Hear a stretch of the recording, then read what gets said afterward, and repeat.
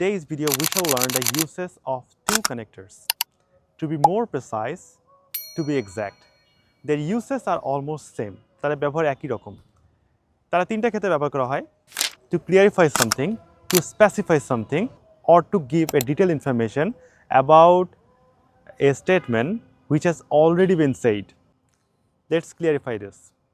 প্রথমে বললাম যে আমরা কোনো কিছু স্পেসিফাই করতে এই কানেক্টরগুলো ব্যবহার করি। For example, the meeting will start in the evening.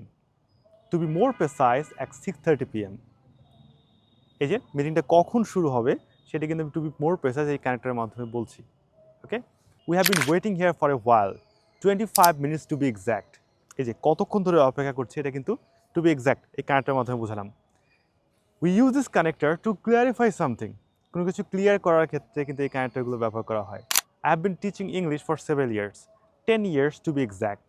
এই যে কতদিন ধরে আমি ইংলিশ পড়াচ্ছি সেটা কিন্তু এই যে টু বি এক্স্যাক্ট এই কানেক্টরের মাধ্যমে আমি বললাম।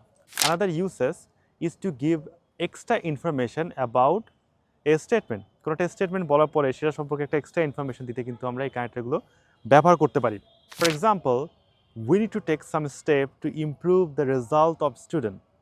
To be more precise, extra classes on math and physics.